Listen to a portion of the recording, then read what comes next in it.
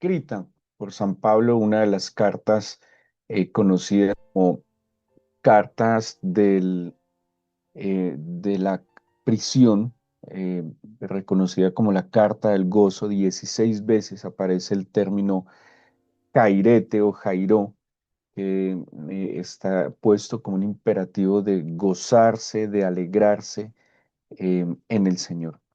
En el capítulo 4, Pablo, pues ya está pues, como la despedida, y, y los dos primeros versículos reconocen la labor de dos mujeres que le están acompañando en el Evangelio. Las menciona Evodía y Asíntique.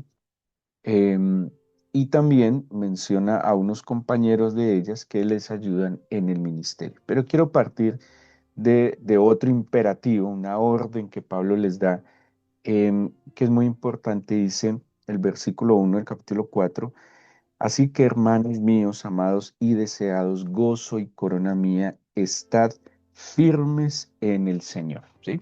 Y aquí empezamos con esta expresión, estar firmes en el Señor. Esa expresión implica estar bien puestos sobre los pies, ¿sí? Estar bien parados. Em, y cuando se está bien parado, vendrán movimientos seguramente, vendrán situaciones que tratarán de quitarnos del lugar, incluso de derribarnos. Y Pablo nos va a dar, podríamos decirlo así, como una especie de fórmula, un método para que a pesar de todas las situaciones que se puedan presentar, mantengamos la firmeza. Estamos en el mundo, lo advirtió el Señor Jesús. En el mundo tendríamos aflicción. El mundo como el sistema que lastimosamente es gobernado por el maligno. El mundo donde lastimosamente interactúa esta influencia que como dice y advierte el Evangelio de San Juan, el maligno vino a matar, hurtar y destruir, ¿sí? Y en ese plan de matar, hurtar y destruir, pues usará diferentes estrategias para destruir, ¿sí? Para quitarnos de nuestro lugar, para que no estemos firmes. Por eso es muy importante que lo plantea la Biblia desde el Antiguo Testamento, en quién y dónde están puestos mis pies, quién y qué es el fundamento de mi vida. Dice Pablo a los Corintios, nadie puede poner otro fundamento que el que ya está puesto, el cual es Jesucristo. ¿En qué está entonces basada mi vida? ¿Cuál es ese fundamento en mi existencia? ¿Sí? Y el Señor, por ejemplo, en Mateo, cuando habla de edificar la casa sobre la roca, comparando a aquellos que le escuchan y hacen su palabra. Esta expresión de firmeza entonces parte de en dónde, en qué, en quién estoy yo estableciendo mi existencia, mi vida, cuáles son los fundamentos, los principios y valores que van a regir mi vida. Y Pablo lo está diciendo, estad firmes en el Señor. ¿Sí? Hay muchas cosas que podemos creer que nos da firmeza. Algunos confiarán en su fuerza física, otros confiarán en sus capacidades intelectuales, otros confiarán en sus recursos materiales, ¿sí? Pues algunos creerán o sentirán firmeza en cualquiera de estas situaciones, pero Pablo le advierte a los filipenses que estén firmes en el Señor, ¿sí? O sea, el Señor, y lo voy a decir de esta manera, es el único recurso, es el único fundamento que no va a perecer. ¿Sí? Todo lo demás es pasajero, todo lo demás es efímero, pero el Señor está siempre. El Señor, como dice Santiago, no tiene mudanza, variación, Él no cambia, Él es el mismo ayer, hoy, siempre. Su poder no mengua, porque el Señor no tiene poder, Él es poder. Así como Él no tiene amor, Él es amor. Al ser su esencia y al ser el eterno, pues estas virtudes de Él no van a cambiar. Entonces Pablo dice, listo, hay que estar firmes en el Señor. Vamos a vivir cosas que todos los días van a pretender movernos, destruirnos, como cité ahora en el Evangelio de San Juan, en el propósito del enemigo, matar, hurtar y destruir. Pero nos va a dar entonces una manera en todo esta epístola, una manera de mantenernos firmes en el Señor. Y dice el versículo 4, como les dije, ha sido un término que aparece 16 veces en estos 4 capítulos y dice, regocijaos en el Señor siempre. Y de hecho le da un énfasis diciendo, otra vez os digo, regocijaos. Y parte de esto que es un tema central en la carta, alégrense, gócense, que no es fácil, ¿sí? Porque generalmente, pues obviamente ante situaciones de dolor, de tristeza, de aflicción, ante la adversidad, es muy difícil decir que se puede mantener el gozo. Sin duda alguna, el gozo también, así lo menciona la Biblia, es fruto del Espíritu. Pero, ¿qué dice? Gócense en el Señor siempre. O sea, que mi parámetro, que mi referente de gozo sea el Señor. Hablábamos ayer en la analogía de la competencia de la carrera, que Pablo, perdón, que el escritor de Hebreos dice que pongamos los ojos en el Señor, que aunque él vivió cosas y sufrió cosas que no merecía, él mantuvo el gozo puesto delante de sí. O sea que ese gozo tiene que ver con una satisfacción que va más allá de la lógica, una satisfacción en certezas. Eso suena extraño, pero son certezas. ¿Cómo siente una persona o qué siente una persona cuando tiene la certeza que es amada? ¿Qué experimenta una persona cuando tiene la certeza que es aceptada?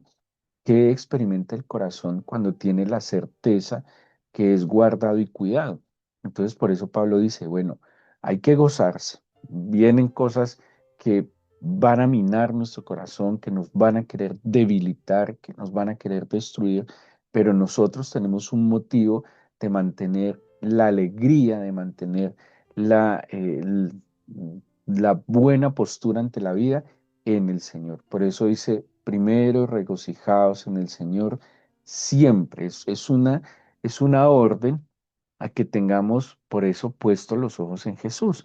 Por eso no podemos enfocarnos en lo que nos falta, en lo que nos dicen, en las circunstancias, sino en el Señor. El Señor no ha cambiado, el Señor nos sigue amando y somos especiales para el Señor.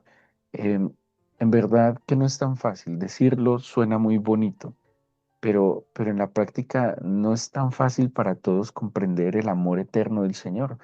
No es tan fácil comprender que nos amó. Ahora, pensemos en esto. ¿Cómo nos amó Él?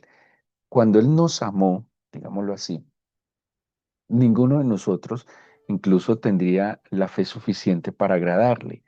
Cuando Él nos amó, seguramente todos estábamos en pecados, todos estábamos en las tinieblas y en la oscuridad. O sea, Él nos amó antes de, de que creyéramos y confiáramos en Él. Él nos amó incluso antes de que le obedeciéramos.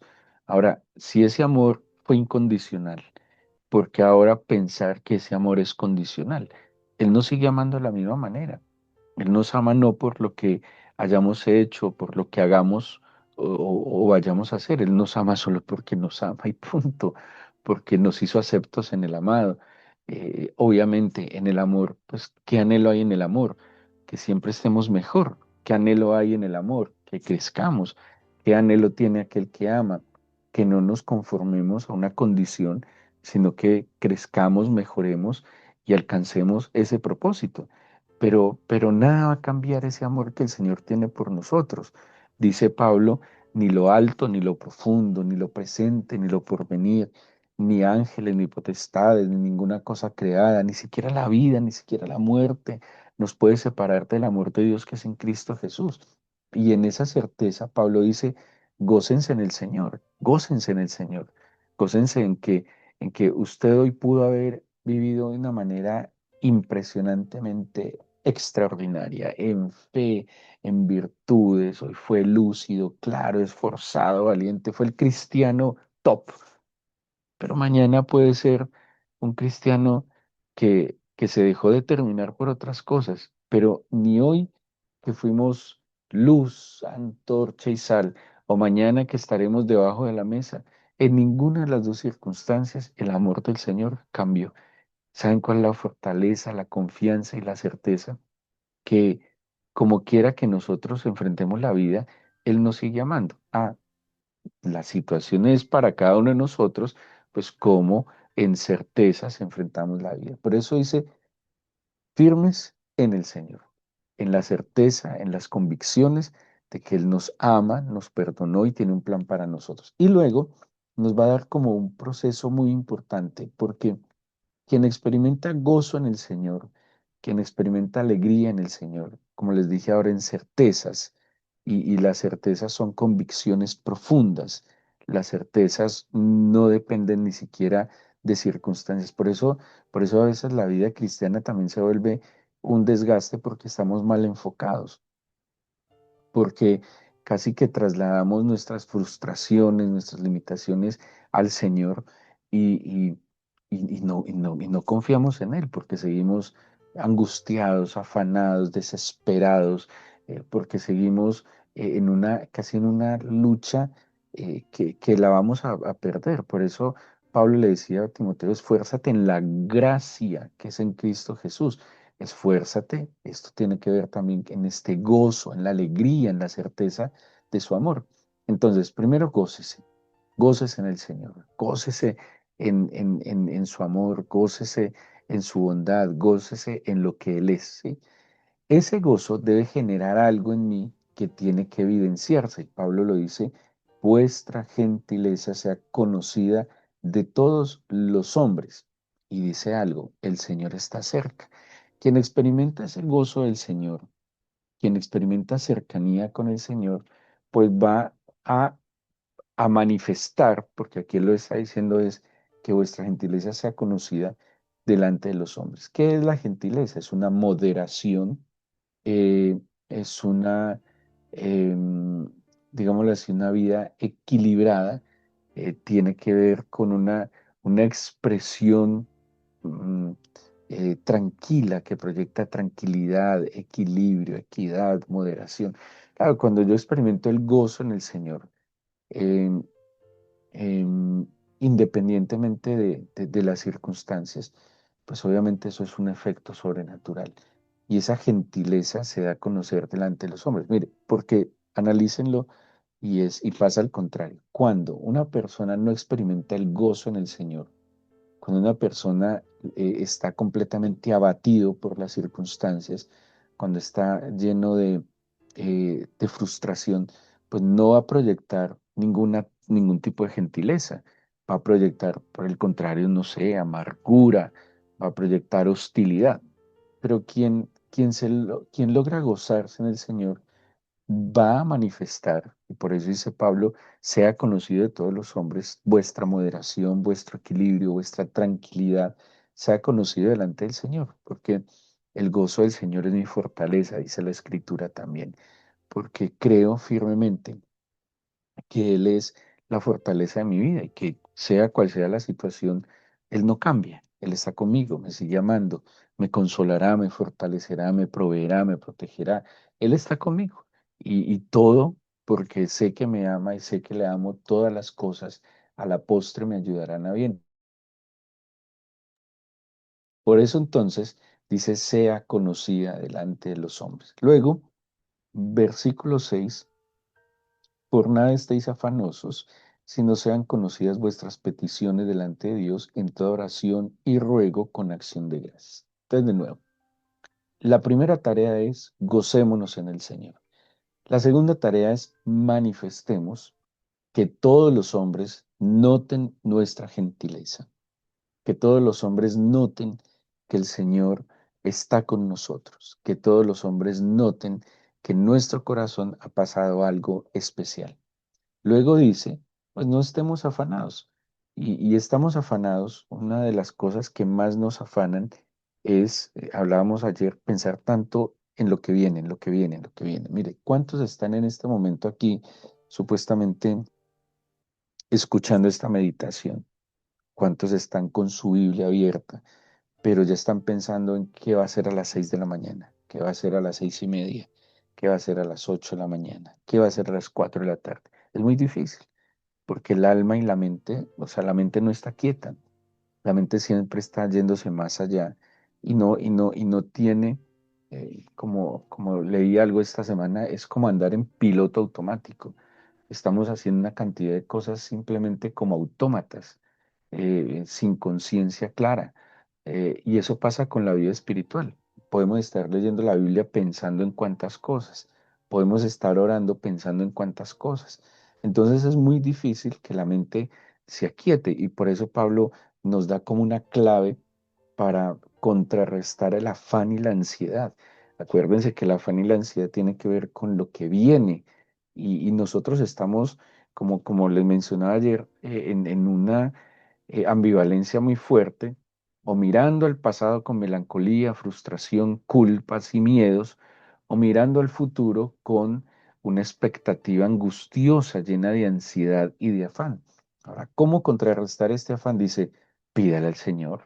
Pues imagínate la fórmula secreta que creo que usted conoce desde que empezó este camino. Pídale al Señor, pero pídale cómo. Ah, aquí hay un detalle. ¿Cómo le vamos a pedir al Señor para no caer en afanes? Dice, con toda oración y ruego y acción de gracias, ¿sí? O sea, la oración es la típica oración que hacemos siempre, donde yo estoy pidiendo, pero esa súplica podríamos decirle algo así, es como la insistencia en la oración, la persistencia en la oración, la perseverancia en la oración. ¿Se acuerdan de aquella viuda que importuna y al juez que le hiciera justicia? Dice, yo no creo en Dios, yo no le temo a Dios, pero es que esta mujer me está molestando tanto que le haré justicia.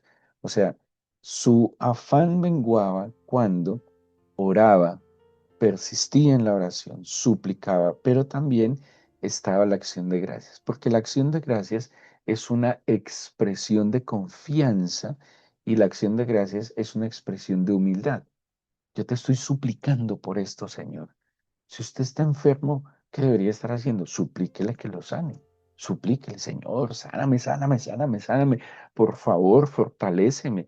O termine orando como Pablo decía, bástate, Señor, que me baste tu poder, que tu poder se perfeccione en mi debilidad, ¿sí?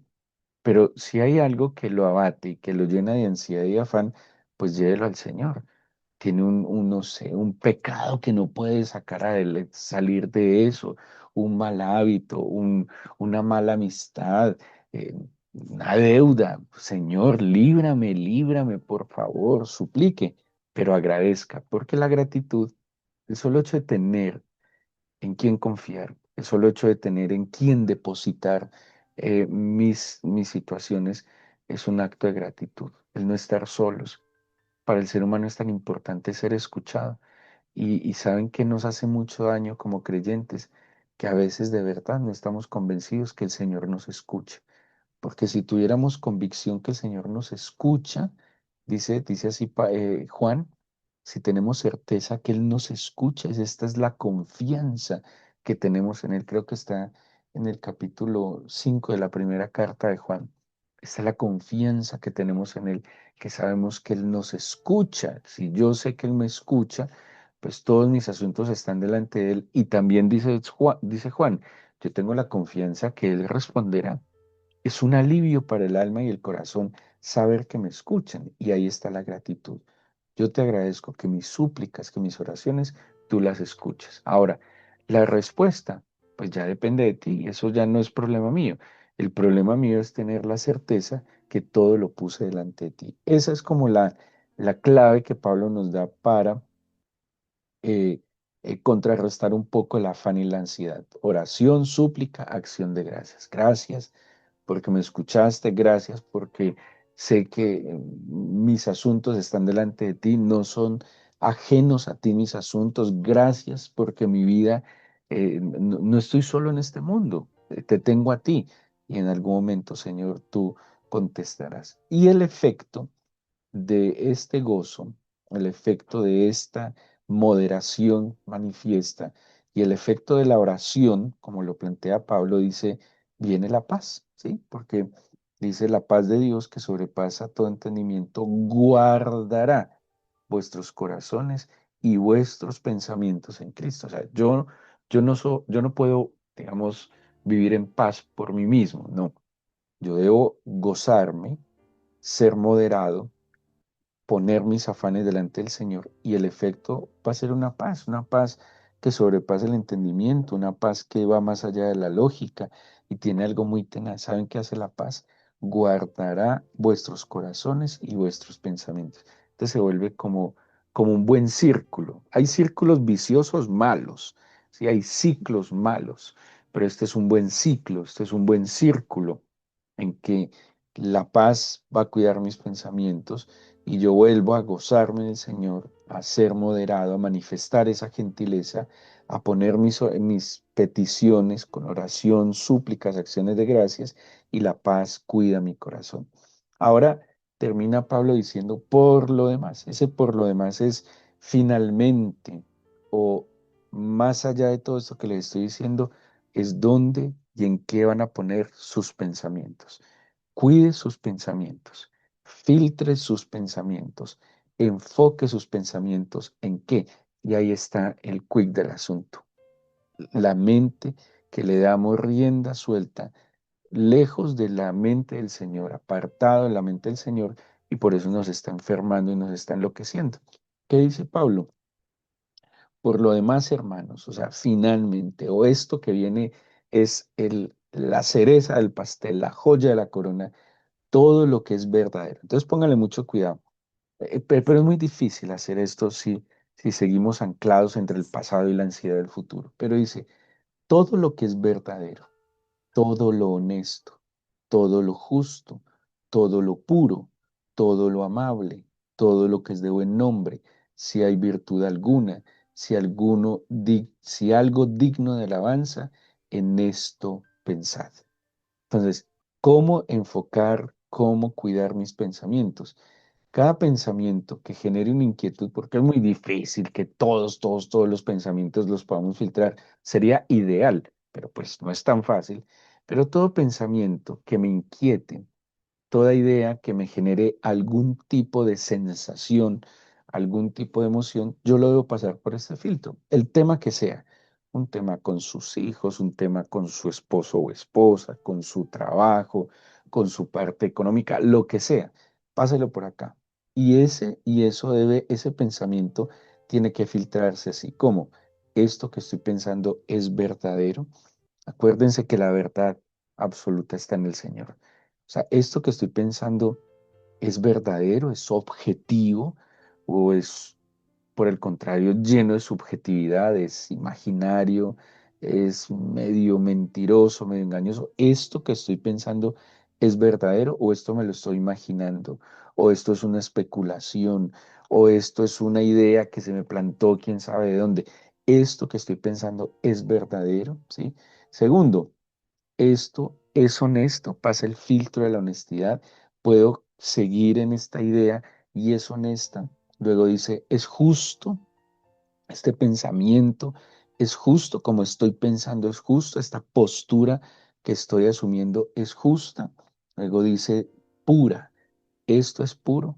Y bueno, la pureza se filtra a través de lo que es la santidad, la verdad, la misericordia del Señor. Dice, esto es amable, esto tiene buen nombre. Ese pensamiento, un pensamiento de buen nombre, fácilmente se puede publicar y va a generar algo en su entorno. Dice luego, esto, hay virtud en este pensamiento es digno de alabanza. Si hay una idea que por el contrario es digno de vergüenza, que puede ser digno de oprobio, pues ese pensamiento no se puede seguir acuñando en nuestra mente. Y dice, si hay virtud alguna, si es digno de alabanza, en esto pensad. ¿Sí? Miren que esto que Pablo le plantea a los filipenses, todo lo lleva a la firmeza. ¿Cómo vamos a estar firmes en el Señor? Primero, gócense. Segundo, mantengan y manifiesten esa moderación. Tercero, su afán, que puede venir, pues estamos en el mundo hay afán, hay ansiedad, hay angustia. Su afán, llévelo al Señor pidiendo con oración, súplica, acción de gracias, el efecto vendrá la paz que sobrepasa el entendimiento y cierre todo esto cuidando sus pensamientos. ¿Cómo? Fíltrelos. De esta manera es que Pablo le dice a los filipenses, de esa manera ustedes van a estar firmes en el Señor. Y cuando vengan vientos, cuando vengan tormentas, cuando vengan adversidades o venga el adversario a moverlos de su lugar, usted cómo va a estar firme, firme, bien puesto, bien parado. Esa es una expresión incluso de la milicia, ¿sí? Los militares dicen firme. Firme es que está bien puesto, está en su lugar, está bien parado y no simplemente el que no está firme huye, el que no está firme se desbarata, el que no está firme eh, es débil. La firmeza contrarresta completamente la debilidad y la fragilidad. Así que ahí tenemos un buen consejo de cómo cuidar nuestra mente, nuestro corazón y todo nuestro ser. Ya al final, que es la lectura que vendrá mañana, Pablo agradece la generosidad de los filipenses, que le ayudaron, que le proveyeron, que no se olvidaron de él. Y Pablo le pide al Señor que les bendiga esa generosidad. Si él le reconoce esa generosidad en los filipenses. Démosle gracias al Señor porque esta semana laboral Él nos acompañó, pudimos salir, entrar, pudimos cumplir nuestras metas, objetivos. Démosle gracias por la salud que nos concedió. Démosle gracias al Señor por estar con nosotros, porque cada mañana nos dio su palabra como ese buen maná, porque cada día, Señor, al despertar, hemos podido conocer que tú estás con nosotros. Pero hay muchas cosas que aún ignoramos y hay muchas cosas que aún nos cuesta asimilar. Padre, que mi mente no siga siendo el estorbo de tu obra en mi corazón. Ayúdame a romper esos esquemas y paradigmas de mi mente que me limitan. Dios mío, que tu palabra, esa revelación divina, eh, me ayude, Dios mío, a liberar mis pensamientos y ajustarme más a tus pensamientos. Yo te pido, Señor, que el gozo de la salvación eh, tome mi corazón, las certezas de que tú me amas. Dígale así, Señor, sé que me amas. Sé que me amas eternamente y me amas no por mis méritos, me amas porque así eres tú, Señor, porque así de noble, especial, único eres tú, porque no hay nada que yo haga para que me ames más, pero nada de lo que yo hago hará que me ames menos, porque tú eres amor. Solo que en justicia, Señor, yo debería corresponder ese amor, es lo único. Yo debería disfrutarlo, yo debería, Señor, vivirlo. Por eso yo te pido, Señor, que me ayudes a asimilar estas verdades y que en esas certezas yo pueda afirmar mis pies, gozarme, manifestar, Señor, esas certezas con mi gentileza, llevar a ti, a tus pies mis oraciones, experimentar esa paz que sobrepasa el entendimiento y hacer un esfuerzo diario de cuidar mis pensamientos. Yo te pido que no me sueltes de tu mano, digámosle así, no nos sueltes de tu mano. Y por favor, afirma nuestros pies en ti, el único fundamento que no puede ser removido, Señor. Como dice Pablo, nadie puede poner otro fundamento que el que ya está puesto, el cual es Jesucristo. Te presento este día, Señor, y te pido tu bendición y tu protección, Señor, y tu dirección en el nombre de Jesús. Amén.